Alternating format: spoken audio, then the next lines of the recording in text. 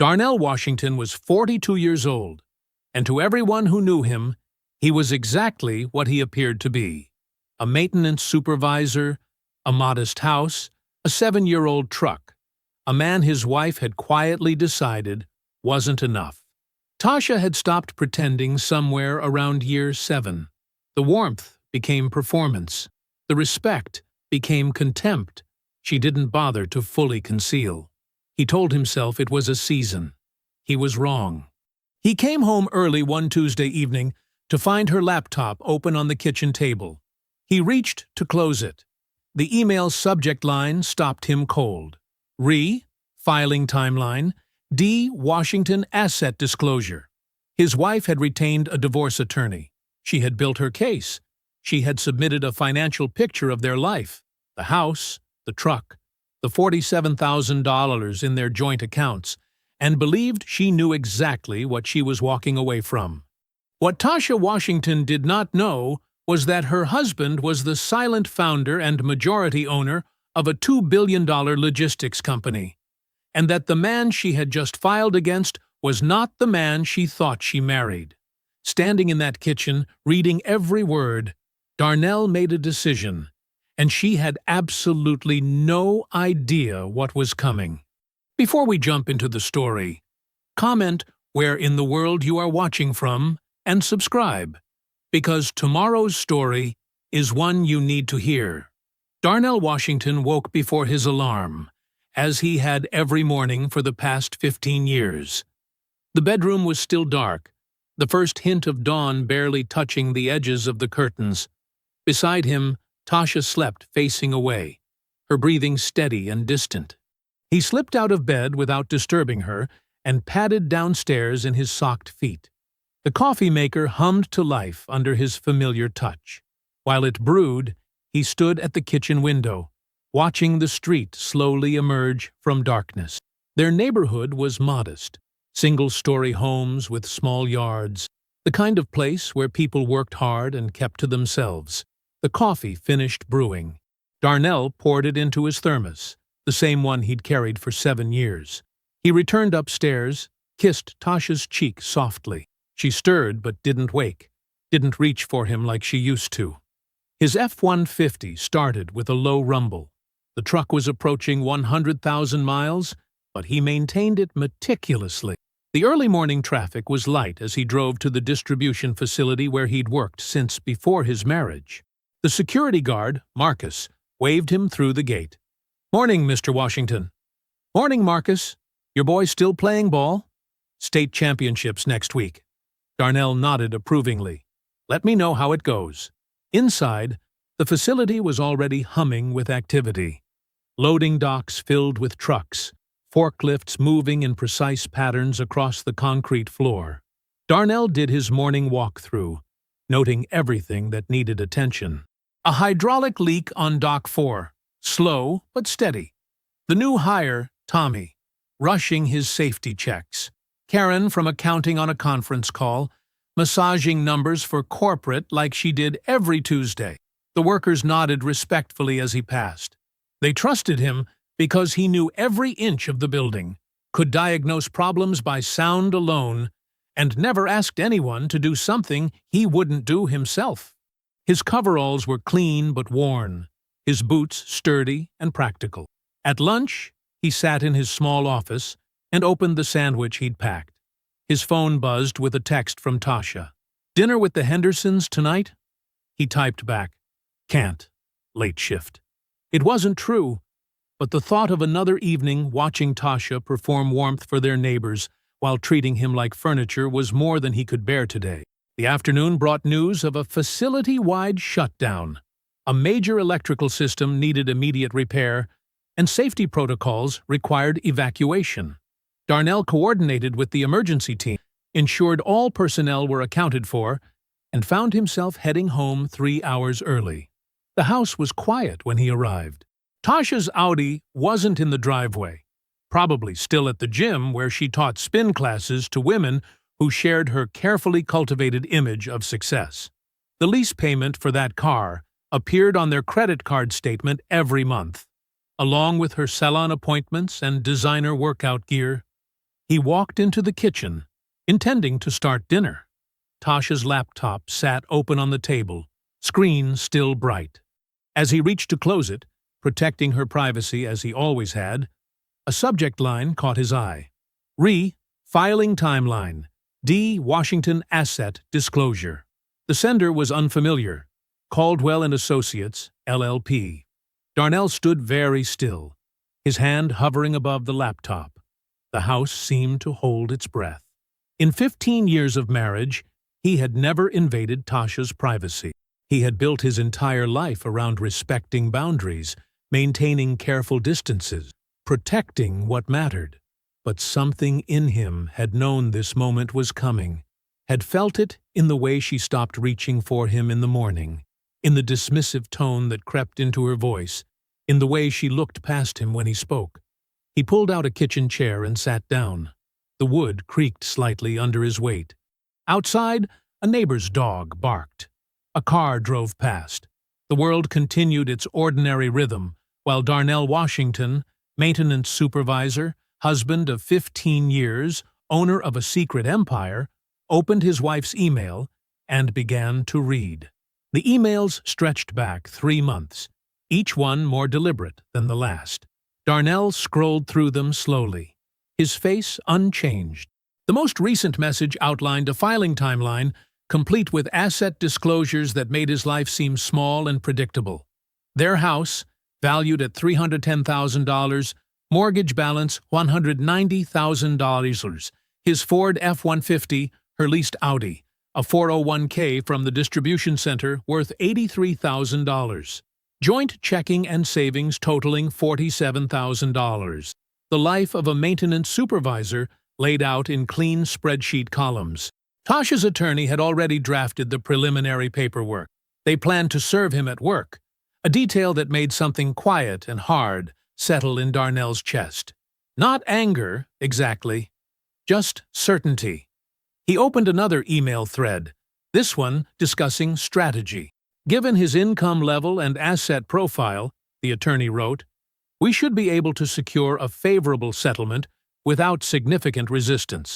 Darnell sat back in the kitchen chair, memory taking him to a night 20 years ago. He was 24, working the night shift at Regional Shipping Services. He'd noticed inefficiencies in their route planning, spent months developing an algorithm that could save millions. He remembered the meeting where he presented it, the managers nodding, taking notes, thanking him for his initiative. 2 weeks later, they implemented his system without credit or compensation. But Darnell had already filed the patent. He'd watched his father spend 30 years at the docks. His brilliance with logistics, making money for everyone except himself. They'll take whatever you let them, his father had told him once. So don't let them. Washington Meridian Logistics launched 4 years later, structured through a blind trust that connected to nothing, managed through Meridian Capital Partners. No public record linked Darnell Washington to any of it. The company grew faster than anyone predicted, his algorithm revolutionizing shipping logistics across 3 continents. When he met Tasha at 32, WML was already worth hundreds of millions. On their 3rd date, she asked what he did for a living.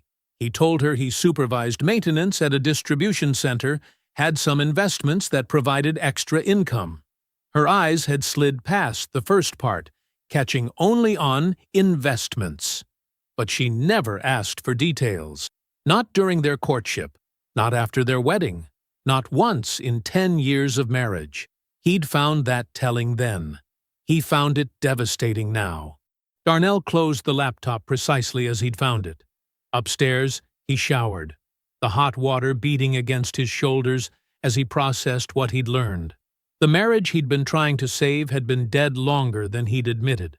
Maybe it had never been alive the way he'd thought. He dressed in fresh clothes and returned to the kitchen just as Tasha's Audi pulled into the driveway. She came through the door carrying grocery bags, her gym clothes exchanged for a fashionable athleisure set that probably cost more than his weekly paycheck was supposed to be. "Hey, baby," she said, brushing a kiss across his cheek. The gesture felt like muscle memory, empty of meaning. "I got stuff for dinner. I'll cook." he said, taking the bags. He unpacked them while she talked about her day. Difficult clients, gym drama, the usual stream of complaints that filled their evenings. He noticed how she never asked about his day anymore. Hadn't for years. He made chicken stir-fry, moving through their kitchen with the same quiet efficiency he brought to everything. Tasha sat at the counter, scrolling through her phone. When she laughed at something on the screen, Darnell studied her profile. He saw the performance clearly now, or finally admitted he'd been seeing it all along. They ate dinner together, talking about nothing that mattered. She mentioned the Hendersons wanted to get together soon. He nodded, knowing it would never happen. After dinner, she disappeared upstairs to take a call. Probably with her attorney, he realized now. Alone in the kitchen, Darnell took out his phone. He opened his messages to Miles Okafor, his oldest friend and the architect of WML's legal structure. They hadn't spoken in months, part of maintaining the separation between his worlds. He typed 5 words. "Call me tomorrow. It's time." The process server found Darnell beneath a conveyor belt, wrench in hand, fixing a bearing that had been squealing since morning. Marcus, from receiving, called down to him. "Hey, Washington, someone here to see you." Darnell slid out, wiping grease from his hands with a shop rag. The process server stood awkwardly in his pressed khakis and button-down, holding a manila envelope like it might bite him. Around them, the warehouse hummed with activity. Forklifts beeping, boxes sliding, workers calling out locations and numbers. "Mr. Washington?" the server asked, consulting his paperwork. "I have documents for—" Darnell noticed how his co-workers had slowed their movements, pretending not to watch. This was what Tasha's attorney had wanted. Public service. Maximum embarrassment. The maintenance supervisor being served divorce papers in front of his crew. "Thank you," Darnell said quietly, accepting the envelope. His voice carried neither shame nor anger. He tucked the papers under his arm and turned back to Marcus. "That bearing's fixed. Tell Rodriguez he can start that line back up." He walked to his office, really more of a workspace with a desk wedged between filing cabinets and repair manuals. The envelope sat unopened while he finished his shift, documenting maintenance requests and scheduling next week's preventive work. Only after the second shift crew had taken over did he finally open it. The filing was exactly what he'd expected. Tasha's attorney had constructed a careful narrative of a marriage that had irretrievably broken down. The asset disclosures matched what he'd seen in the emails: their modest house, the vehicles, his supposed retirement accounts, everything calculated against the salary of a maintenance supervisor. At 7, Darnell pulled into the parking garage beneath Miles's law office downtown. The building's glass and steel exterior reflected the sunset, turning everything rose gold. Inside, Miles's corner office offered a view of the Charlotte skyline that Darnell could have had years ago if he'd wanted it. Miles stood when Darnell entered, coming around his desk to grip his hand. They'd been roommates at NC State before Miles went to law school, before Darnell built WML. Miles had structured every legal document that protected Darnell's wealth, and he'd been waiting for this meeting. "You were right," Darnell said, handing over the filing. Miles scanned it, his expression darkening. "Service at your workplace. That's deliberately aggressive. That's the point. They want me rattled. Defensive." Darnell settled into one of the leather chairs facing Miles's desk. "How do we respond?" Miles pulled up documents on his computer, turning the screen so Darnell could see. "We've had the framework ready. We can file a response that addresses only the assets she's disclosed. Nothing from the trust structure shows up yet." "Perfect. Let her think she's in control." Darnell leaned forward. "I want—" His phone buzzed. Tasha's name lit up the screen. "Take it," Miles said. "Let's see what play she's running." Darnell answered, his voice neutral. "Hello? I'm sorry you found out that way." Tasha's tone was practiced, gentle in a way that felt calculated. "I just think we've grown apart. It wasn't fair to either of us to keep pretending." "I understand," Darnell said quietly. "You do?" A note of surprise, quickly covered. I hope we can handle this maturely, like adults. Of course. Whatever you need. After they hung up, Miles shook his head. She really thinks she's got this locked down. She thinks I'm what she married, Darnell said. A good man with a small life, who'll give her whatever she wants to avoid conflict. He stood. Let's keep her thinking that. In his truck, he called Aunt Claudette. She answered on the first ring, like she'd been waiting. She did it? His aunt asked without preamble. Had me served at work. That girl! Claudette's voice carried decades of sharp observation. Acting like she's doing you a favor by leaving. Like she's setting you free instead of trying to clean you out. She thinks she's being kind, Darnell said, pulling onto the highway. Letting me down, easy. Kind? Claudette's laugh held no humor. Boy, don't you dare let her walk out of that marriage thinking she won. Darnell watched Charlotte's lights bloom against the darkening sky. Everything he'd built was out there. Distribution centers, logistics hubs, the quiet empire he'd protected for 15 years. He thought about Tasha's voice on the phone, so certain she was in control. She already thinks that, he said. That's exactly where I need her. The downtown conference room where Miles prepared their response felt different at night. Floor-to-ceiling windows reflected the legal team's images back at them, ghost-like against Charlotte's glittering skyline. Miles had assembled 3 junior associates who'd spent the week preparing the financial disclosure documents. Everything's here, Miles said, sliding a thick binder across the polished table to Darnell. Full corporate structure, all holdings, complete valuation of Washington Meridian Logistics and every subsidiary. Exactly as required by law. Darnell opened the binder, scanning pages of figures that represented 15 years of careful building. $2 billion in assets, laid out in clean black and white. This is what her attorney gets tomorrow? 9 a.m. sharp. Miles leaned back, studying his oldest friend. You ready for this part? Been ready? Darnell closed the binder. Send it. The next morning, Darnell was underneath a packaging line, replacing a worn belt, when his phone buzzed. Text from Miles. Documents delivered. Her attorney's office confirmed receipt. Darnell continued working, losing himself in the familiar rhythm of maintenance tasks. Around him, the facility operated as it always had. Workers calling out locations, forklifts beeping, conveyors humming. He thought about how many facilities like this one made up WML's network, how many workers moved through spaces he owned, never knowing. His phone stayed silent for 2 days. On the third morning, it exploded. First, a call from Tasha's attorney's office. Declined. Then, 3 calls from Tasha in rapid succession.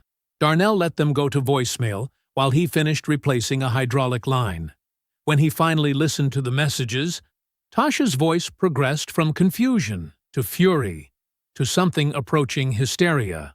The final message was just 8 words. Call me back right now. I mean it, Darnell.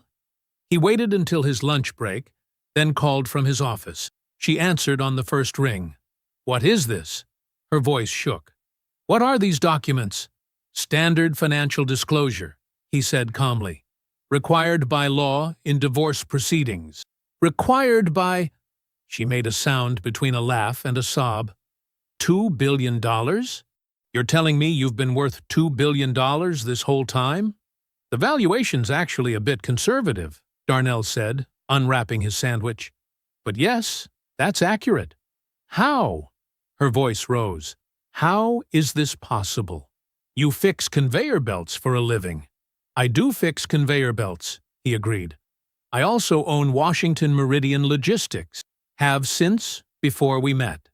Before we... She stopped. When she spoke again, her voice had changed, becoming softer, almost intimate. Why didn't you tell me? All these years, living in that little house, driving that truck. Why would you hide this from your wife?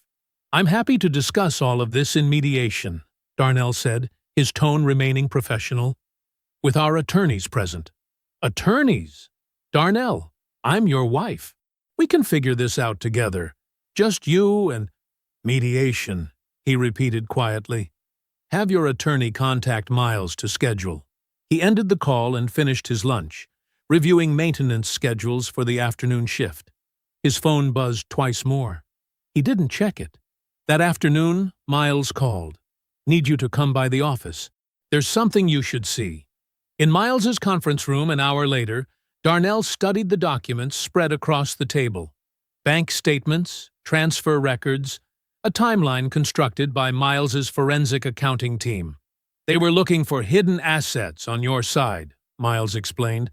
Standard procedure, but they found something else instead. He tapped one of the papers. 2 years of systematic transfers from your joint accounts to a private account in Tasha's name. Small amounts, carefully timed to avoid triggering alerts. $340,000 total. Darnell picked up one of the statements, noting the dates, the precise amounts. Every transfer under the reporting threshold. 2 years of careful extraction while she smiled across their dinner table. She was building her exit fund, Miles said quietly. Planning this for a long time. Darnell set the paper down. The conference room was silent except for the soft hum of the ventilation system.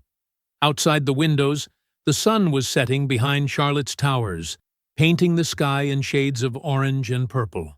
He thought about Tasha's voice on the phone earlier, that intimate tone when she realized what he was worth. 2 years of stealing from what she thought was all they had. And now she wanted to figure this out together. Add it to the file, he said. Darnell sat across from Sandra Chen in her private investigation office, its walls lined with credentials and surveillance equipment. She was recommended by Miles, former FBI, now running her own firm, known for thorough work that held up in court. Everything in this report was obtained legally, Sandra said, sliding a thick manila folder across her desk. Phone records from the joint account device, credit card statements, hotel receipts, documented public interactions. No gray areas. Darnell opened the folder. The first page was a timeline, meticulously constructed. 3 years of documented meetings between Tasha and Jordan Beaumont, starting with lunch at an uptown bistro in 2019. The pattern evolved quickly. Afternoon meetings at hotels, weekend trips disguised as yoga retreats, text messages that left no room for misinterpretation. The affair itself is clearly established, Sandra continued, but there's something else you need to see. She reached across and flipped to a tabbed section. This is where it gets interesting. Darnell studied the financial documents. Beaumont Development Group's public filings showed a company in crisis. Construction delays, cost overruns, angry investors. $11 million in debt spread across 3 stalled projects. He's been seeking private investment for 18 months, Sandra explained, meeting with every capital group in Charlotte. No takers. The debt structure is toxic. She pulled out a transcript, highlighted sections in yellow. This is from a phone conversation between them 2 months ago. The device was on your joint account, so access was completely legal. Darnell read the highlighted section. Jordan's voice came through clearly in the text. Baby, when this is done, we need your liquidity. I've got 3 properties that just need capital to turn around. With your settlement, we can leverage that into something real, something worthy of us. Tasha's reply, I know. That's why we're doing it this way. Clean and quiet. Jordan, you're sure about the numbers? Tasha, based on standard division of assets? Yes. More than enough to stabilize everything. Darnell set the transcript down. The office was quiet except for the soft whir of a desk fan. Outside, Charlotte traffic moved steadily down Trade Street. There's more, Sandra said. Want to see the rest? Darnell nodded. For the next hour, they moved through the evidence. Credit card receipts showing Jordan's mounting desperation, canceled cards, declined charges, email chains with investors growing increasingly hostile. And through it all, Tasha's constant presence, planning their future with money she thought she was about to extract from her marriage. It wasn't love. It wasn't even primarily an affair. It was a business transaction dressed up in romantic history. Jordan needed capital, and Tasha saw her chance to trade up from the maintenance supervisor she'd settled for. "One last thing," Sandra said, pulling out a final document. "Your wife's gym membership was canceled last week. The reason given was non-payment. Her personal credit cards are starting to max out." Darnell gathered the documents carefully, making sure everything was in order. "Thank you," he said. "This is exactly what we needed." The drive home took longer than usual. Charlotte's evening traffic moved sluggishly, giving him too much time to think. He thought about Jordan's words, "something worthy of us," and wondered if Tasha had felt that way all along, that their life together wasn't worthy of her. He pulled into their driveway as the sun was setting. The house lights were on. Tasha was home. Her leased Audi sat in its usual spot, gleaming under the security light he'd installed last summer. Darnell stayed in his truck, hands resting on the steering wheel. Through the kitchen window, he could see Tasha moving around, probably starting dinner. She'd been cooking more lately, since the disclosure documents landed. Making an effort, playing a role. The realization settled over him like a heavy blanket. He'd spent 10 years wondering if she truly loved him, and now he had his answer. Not only had she never loved him, she'd been actively planning to use him as a stepping stone to what she thought would be a better life. After 15 minutes, he got out of the truck, walked to the front door, went inside. "Hi, honey," Tasha called from the kitchen. "I'm making that chicken you like." Darnell hung his keys on their hook, put his lunchbox in its usual spot, walked into the kitchen. "How was your day?" she asked, her voice carrying that new warmth she'd adopted since learning about his wealth.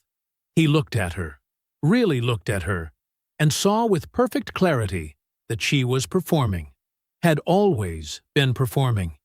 Even now, knowing what he was worth, she was still performing. He went to the refrigerator, took out ingredients for a salad, and began to chop vegetables, said nothing. Darnell sat in his home office late that evening, the PI's folder spread across his desk. He picked up his phone and called the one person who had always seen through every mask anyone had ever worn. "Aunt Claudette, I need to tell you something. Boy, you know what time it is?" Despite the hour, her voice was sharp and clear. "I have the full picture now."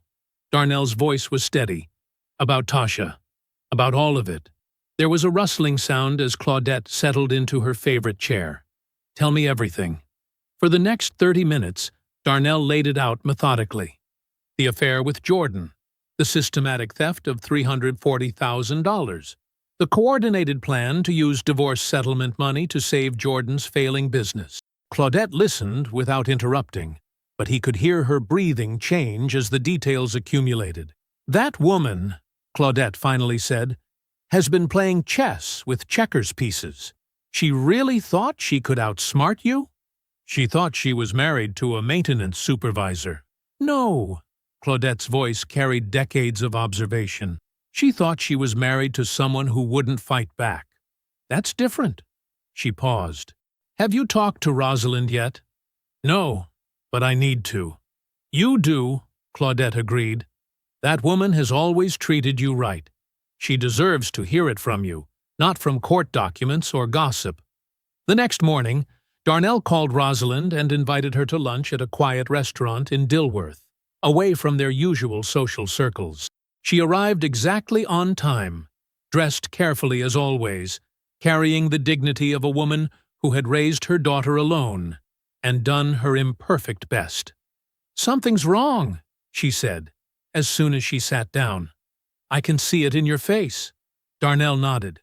"I need to show you some things, Rosalind, because I respect you, and because you should know before it becomes public." He took out copies of the financial records. Not everything, just enough. The systematic transfers, the hotel receipts, the phone transcripts showing the calculated nature of it all. He laid them on the table between their water glasses and waited. Rosalind studied each document carefully. Her reading glasses perched low on her nose. Her hands trembled slightly, but her face remained composed. When she finished, she folded her hands carefully on the table and looked at Darnell with eyes that held too much understanding. "I raised her wrong," she said quietly, "and I have known it for years." "You raised her alone," Darnell said. "You did your best." "No." Rosalind's voice was firm. "I taught her to survive, but I didn't teach her how to live. I taught her to secure herself, but not how to love. That's on me." She reached across and patted his hand once, briefly. "You were always too good for her. I knew that too." Meanwhile, across town, Aunt Claudette was making calls. She'd spent decades building relationships through church committees, accounting circles, and community organizations. Now she activated that network with surgical precision. "Sister Jenkins?" "Yes, it's Claudette Washington. I need to ask you about your nephew Marcus, who works at First Capital." Yes." "What do you know about Jordan Beaumont's personal loans?" 3 more calls followed, each one adding another piece to the puzzle. By early afternoon, Claudette had what she needed. Jordan owed significant personal debts to James Monroe and William Carter, 2 pillars of Charlotte's black business community. The loans had been extended based on community trust, which made their violation particularly egregious. Claudette checked her watch, calculated the time, and made one final call. "William? It's Claudette Washington. We need to talk about Jordan Beaumont." "Yes, I know exactly how much he owes you, and I know why he's been ducking your calls." "No. Actually, I think it's time to formalize those notes today." The call lasted 12 minutes. When it ended, the machinery of consequence was already in motion. Within hours, Jordan would receive formal demands for repayment from both Monroe and Carter. His last sources of informal credit would evaporate. The community grace that had kept his personal finances afloat would disappear, all while Tasha still believed everything was proceeding according to her plan. 3 days later, Jordan's phone began ringing with calls from creditors. His business credit lines were frozen. Suppliers started demanding payment up front. The careful financial house of cards he'd built began swaying in a wind he never saw coming. Miles Okafor sat in his corner office, surrounded by stacks of legal documents. The late afternoon sun cast long shadows across his desk as he methodically reviewed Tasha's amended divorce filing for the 3rd time. Something about the language had bothered him since he first read it. A specificity that felt out of place. He circled another phrase with his red pen, including subsidiary holdings through Meridian Capital Partners. His jaw tightened. That name shouldn't have been there. "Sarah," he called to his assistant, "get me the metadata analysis on these documents." 20 minutes later, Miles stared at his computer screen, his expression hardening. The document properties showed revision history from an IP address belonging to Davidson and Wright, a mid-sized commercial real estate firm. Jordan Beaumont's firm. He picked up his phone. "Darnell, we need to talk. Now." Darnell arrived 30 minutes later, still wearing his maintenance uniform. He sat across from Miles, his presence filling the room in that quiet way it always did. "Someone talked," Miles said, sliding the documents across the desk. "Look at page 17. They reference Meridian Capital Partners by name. That's not public information." Darnell read silently, his expression unchanging. "How'd they get it?" "I had our IT team trace the document metadata." Miles leaned forward. "The filing was reviewed by someone at Davidson and Wright before it went to Tasha's attorney. Jordan Beaumont's firm, Jordan's business partner," Darnell said quietly. "Marcus Davidson. You know him?" "Know of him. He did some contract work with one of our subsidiaries last year." Darnell's voice remained level. "Who was his contact there?" Miles pulled up another document. "James Chen, mid-level operations manager at Western Regional. Looks like they stayed in touch. So Jordan's partner pumped Chen for information about the company structure." Darnell nodded slowly. then fed what he learned to Tasha's attorney. "They were running intelligence on you, Darnell." Miles's voice carried controlled anger, while planning their future together. "This moves beyond divorce into potential legal exposure for both of them. We could file separately on this," Miles continued. "Corporate espionage, breach of confidentiality." "No." Darnell's voice was soft, but final. "We save it for mediation. I want her in the room when this comes out." His phone buzzed. Tasha's name on the screen. The third time she'd called this week. "She's been reaching out more," Darnell said, letting it go to voicemail. Warmer tone. "Asking about my day. Testing to see if I'm manageable. And you're playing along?" "I'm being exactly who she expects me to be." Darnell stood, straightening his uniform. Quiet, accepting, maybe a little sad. Miles studied his oldest friend. "She thinks you're giving up. She thinks I never had anything worth fighting for." Darnell's smile didn't reach his eyes. Let her think that for 2 more weeks. Later that evening, Darnell sat in his truck outside their house. He still thought of it as theirs, though not for much longer. His phone buzzed again. Tasha. This time he answered. "Hey." "Hi," she said, her voice carrying that new softness. "Just wanted to check in. See how your day was." "Same as always," he said, matching her tone. "How was the gym?" "Good. Busy." A pause. "Listen, I know this is hard, but I really think we can handle this like adults. Keep things civil." "I'd like that," he said quietly. "Good." The relief in her voice was audible. "That's really good, Darnell. Maybe we can get coffee next week? Talk about how to move forward?" "Sure," he said. "That would be nice." They talked for a few more minutes about nothing in particular. When he hung up, he sat in the darkness of his truck, thinking about the layers of deception. Hers and his. The difference was, she thought she was managing his surrender. She had no idea she was watching him position the pieces. His phone buzzed one more time. A text from Miles. Final mediation date confirmed. 2 weeks from Thursday. Darnell typed back a single word. Good. He got out of his truck and walked toward the house where Tasha was making dinner. She would smile when he came in. She would ask about his day again. She would think his quiet responses meant acceptance. She had never been more wrong about anything in her life.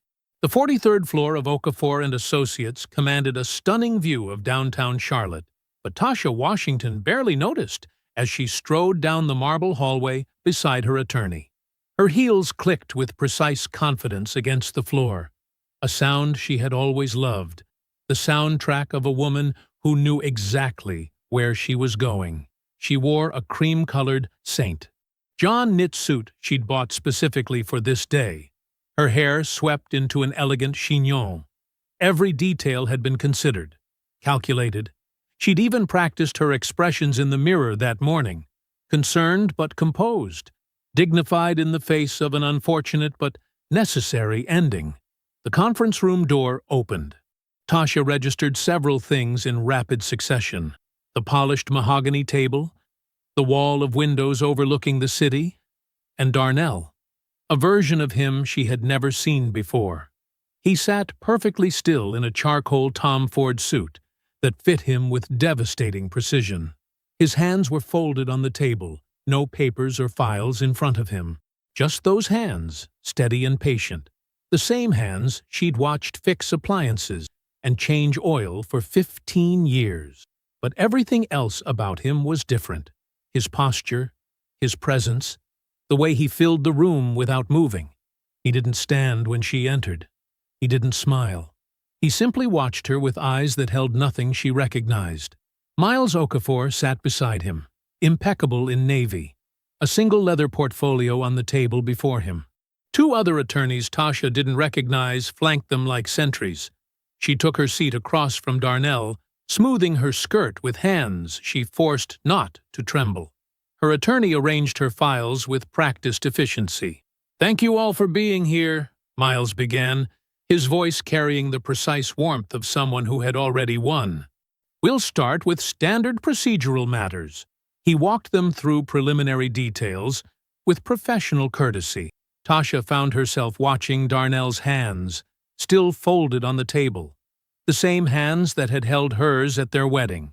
The same hands that had built their life. The life she thought they had. Then Miles opened his portfolio and removed a single document. He slid it across the table with 2 fingers. This is the full corporate structure and current market valuation of Washington Meridian Logistics, he said quietly, including all subsidiary holdings and trust arrangements. Tasha's attorney picked up the document first.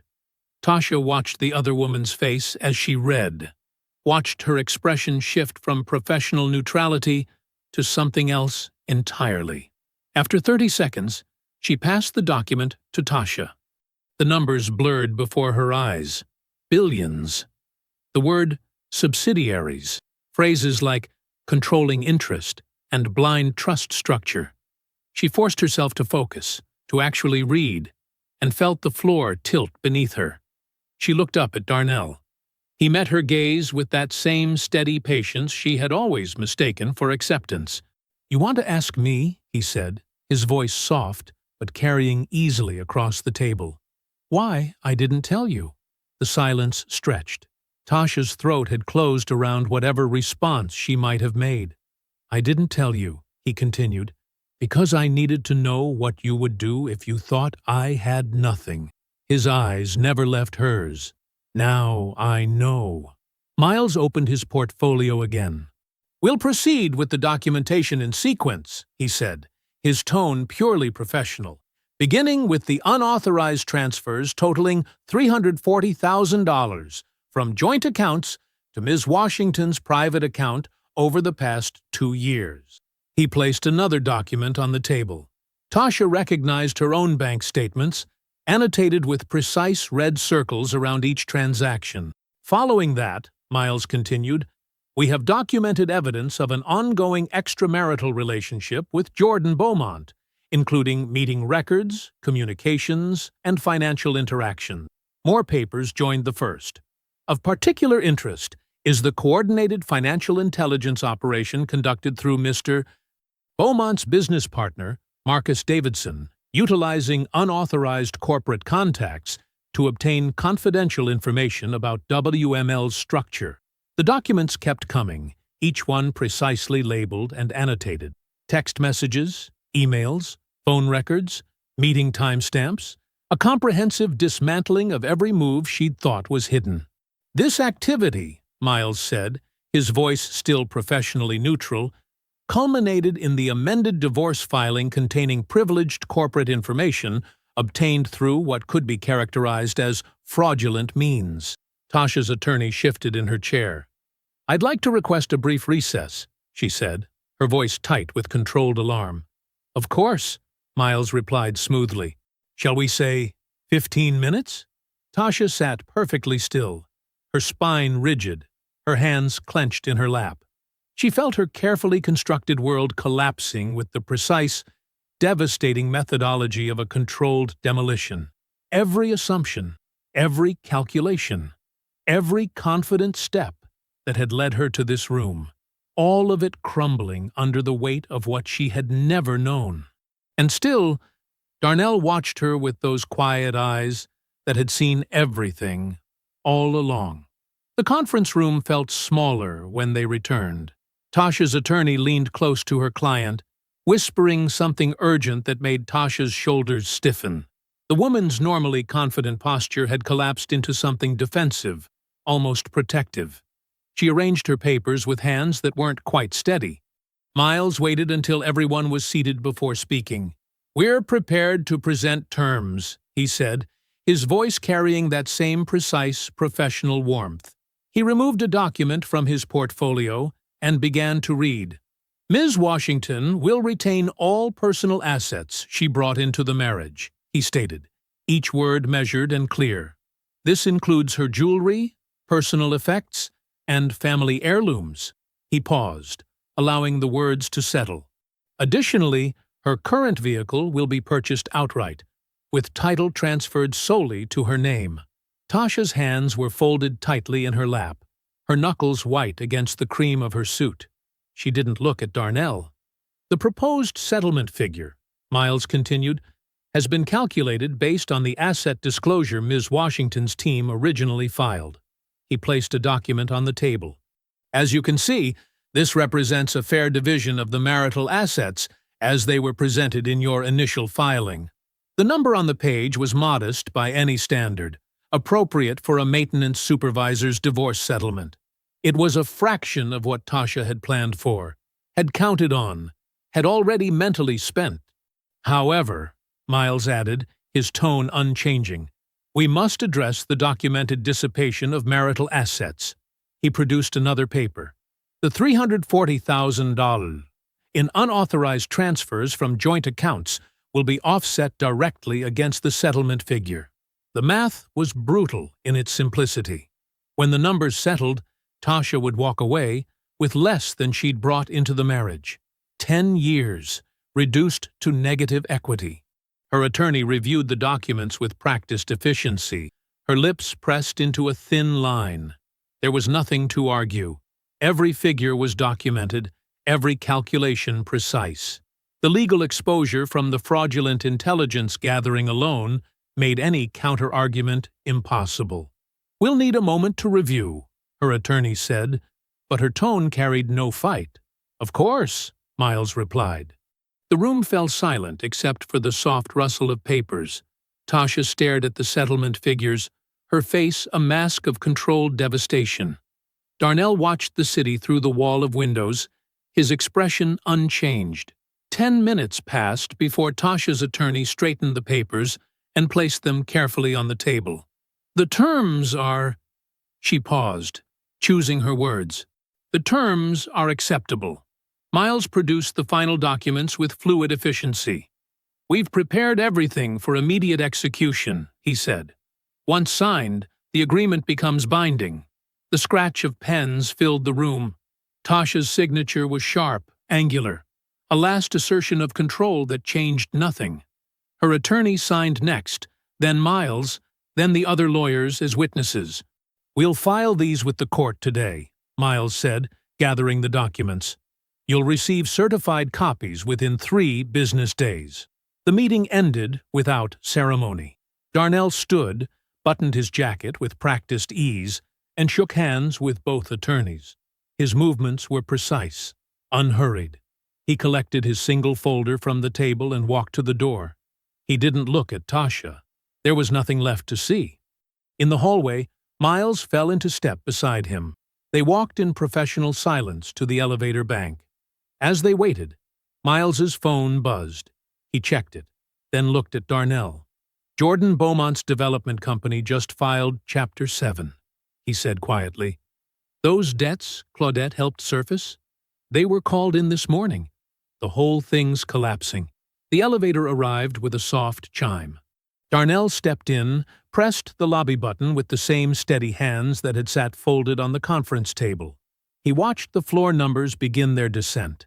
He said nothing. There was nothing left to say. The elevator continued its smooth downward journey, each illuminated number marking another floor between him and the life he'd built for protection. 43, 42, 41. Each number carrying him closer to whatever came next. The coffee shop hadn't changed. Same faded green awning, same bell above the door that chimed too loudly. Same worn wooden chairs that never sat quite level on the floor. Darnell arrived 15 minutes early, chose a table near the window, and watched steam rise from his untouched coffee. 2 weeks had passed since mediation. Tasha had called 6 times in the last 3 days. He'd let each call go to voicemail, listening to the first one just once, her voice smaller than he'd ever heard it, asking to talk. Just talk. He called back because that's who he was, a man who faced things directly. They agreed to meet here, neutral ground, in a neighborhood that had been theirs and now wasn't. The bell chimed. Tasha walked in wearing a simple gray sweater, her usual polish dimmed to something almost apologetic. She ordered nothing, just sat down across from him with hands that didn't seem to know what to do with themselves. "Thank you for meeting me," she said. Darnell nodded once, his coffee still untouched. "I've been thinking," she started, then stopped. Her fingers traced invisible patterns on the table's surface. "I made a mistake. A huge mistake." The words hung there, waiting for response. Darnell said nothing. "I didn't know who you really were," she continued, her voice barely above a whisper. "All this time I thought—" She shook her head. "And Jordan, he turned out to be—" She trailed off, the sentence too humiliating to complete. "Not what you expected," Darnell supplied, his voice level. She nodded, a quick, jerking motion. "His company's gone. Everything he promised." She pressed her lips together. "I threw away something real for a lie." Darnell studied her face, really looked at her, maybe for the first time in years. She was thinner, the confident armor stripped away to reveal something raw and uncertain. In another life, it might have moved him. "You knew exactly who I was," he said quietly. "You just didn't think I was worth staying for." The words landed like physical things. Tasha's eyes filled, tears spilling onto cheeks flushed with shame or anger or both. "That's not—" she started. "It is," he cut in, still gentle but immovable. "You knew I was kind. You knew I was steady. You knew I would give you anything you needed. You just decided that wasn't enough." She reached across the table, her fingers stopping just short of his hand. "I was wrong. I see that now. We could start over. Really talk this time." "No," Darnell said simply. "We can't." The tears fell faster now. She didn't wipe them away. "Not because of pride," he continued, his voice soft but clear. "Not because I'm angry, though I was, but because I spent 15 years wondering if you loved me, wondering if I was enough, wondering if I should show you more of who I was, or if showing you less was the only way to keep you." He picked up his coffee, still warm. "Now I have my answer, and I won't spend another 15 years wondering anything." "Darnell, please." "I hope you find what you're looking for," he said, and meant it. "I hope you figure out why you couldn't see value unless it came with a price tag. I hope you learn to love someone for who they are, not what they can give you." He stood, straightening his jacket with the same quiet precision he'd always had. "But it won't be with me. That part of my life is done." She was openly crying now, shoulders shaking. He didn't move toward her, didn't offer comfort. Some broken things weren't his to fix anymore. "Take care of yourself, Tasha," he said softly. The bell chimed as he left. He didn't look back. Outside, the morning had warmed. He walked to his car, a new Tesla because he didn't need to hide anymore, and sat for a moment, hands on the wheel. The coffee shop door hadn't opened. She was still inside, probably trying to compose herself. He started the car. The quiet hum of the electric motor felt like the future. Clean, efficient, unburdened. He pulled away from the curb, leaving behind a neighborhood that had served its purpose, a marriage that had taught him what he needed to learn, and a woman who would have to find her own way forward. The road ahead was clear. For the first time in 15 years, he didn't have to calculate what showing himself might cost. He just had to drive. I hope you enjoyed that one. Be sure to like the video and subscribe so you don't miss the next story. I've picked out 2 more for you that I think you'll really like.